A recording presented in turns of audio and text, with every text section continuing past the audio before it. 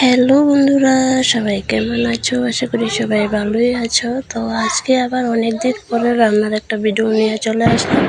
তো দেখতে থাকো আর পাশে থাকো। তো চলো দেখতে থাকো আমি কি রান্না করব। তো এদিকে নিয়ে এসেছি কোয়াশ, তারপরে নিয়েছে টমেটো আর এনেছে মাছ। তো মাছগুলো আগে ধুয়ে নিলাম। এদিকে ঘরেতে একটা লাউ ছিল, তারপরে কুমড়ো ছিল, বেগুন ছিল। তো দেখতে থাকো, এবার আস্তে আস্তে করে কেটে নিচ্ছি। তো প্রথমে কেটে নেব বেগুনগুলো, তারপরে কেটে নেব কুমড়া। তো এদিকে দেখো বেগুনগুলো কাটাকুটি হয়ে গেল, তারপরে কুমড়াটা কেটে নিচ্ছি। তো ভিডিওটা করেছি দুপুরে, ছাড়ছি এখন কারণ টাইম পাইনি।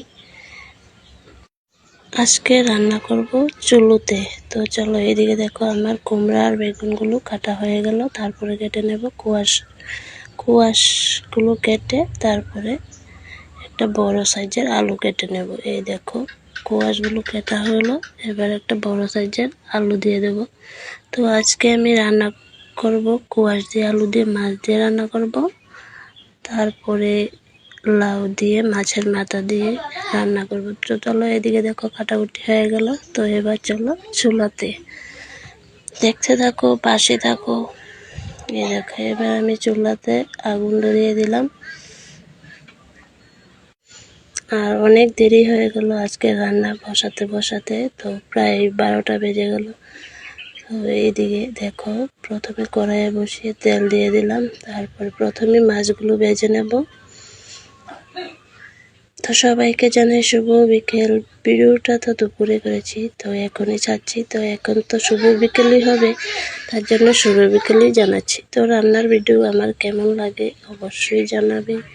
যদি ভালো লাগে থাকে তাহলে আমাকে লাইক কমেন্ট শেয়ার করবে। তো এদিকে দেখো পুরোপুরি রোদ চলে এসেছে এদিকে।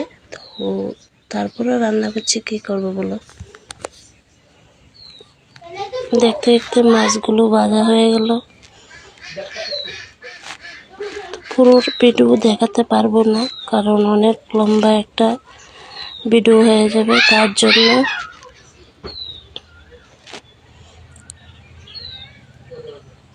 দেখো মাছগুলো ভাজা হয়ে গেল। তারপরে এই তেলেতেই মরিচ দিয়ে দিলাম, তারপরে পাঁচফোড়ন দিয়ে মশলাগুলো কষিয়ে নিয়েছি, তারপরে লাউটি দিয়ে দিলাম। তো এদিকে মাছের মাথা একটা দিয়েছি আর লেজা দুটো দিয়েছি। তো এদিকে দেখতে দেখতে আমার লাউ তরকারি হয়ে গেছে। তারপরে কুমড়া ভাজাগুলো বসিয়ে দিয়েছি। তো কুমড়াগুলো আগে একটু প্রথমে ভেজে নেবো, তারপরে বেগুনগুলো দিয়ে দেব।